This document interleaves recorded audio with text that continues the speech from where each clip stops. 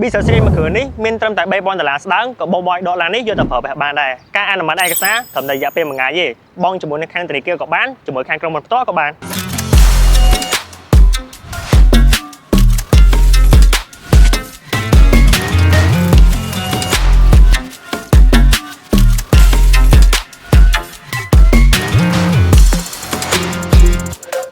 សម្រាប់បងដែលកំពុងតែមានតម្រូវការស្វែងរករថយន្តអគ្គិសនីសុទ្ធដែលមាន range ខ្ពស់ option ទំនើបមានការធានាត្រឹមត្រូវរថយន្តជិះពីរោងចក្រផ្ទាល់ប៉ុន្តែមានថវិកាត្រឹមតែ$3,000ស្ដើងខ្ញុំ highly recommend ខ្លាំងមែនទែនទៅលើរថយន្តអគ្គិសនី Toyota Business Series X មួយគ្រឿងនេះ Toyota Business Series X រចនាឡើងជាមួយនឹងភាពតាក់ទាញបែបអនាគតរូបរាងទាន់សម័យស័ក្តិសមបំផុតសម្រាប់គ្រប់ lifestyle range 6-10គីឡូសមស្របបំផុតសម្រាប់អ្នកប្រើប្រាស់ក្នុងក្រុងឬឧស្សាហ៍ជិះតាមខេត្តដូច្នេះសម្រាប់រថយន្តអគ្គិសនី Toyota Business Series មួយគ្រឿងនេះបងមានត្រឹមតែ$3,000ស្ដើងក៏$នេះយកទៅប្រើប្រាស់បានដែរ ឯកសារងាយការអនុម័តត្រឹមតែរយៈពេល1ថ្ងៃបងរំលោះជាមួយខាងធនាគារក៏បានជាមួយខាងក្រុមហ៊ុនផ្ទាល់ក៏បានសម្រាប់ព័ត៌មានបន្ថែមបងអាចតាក់ទងតាមលេខទូរស័ព្ទដែលមាននៅក្នុង caption ខាងលើឬអញ្ជើញមកកាន់ showroom Yescar Premium 60 ម៉ែត្រដែលមានទីតាំងនៅទល់មុខសាលាអន្តរជាតិ ISTP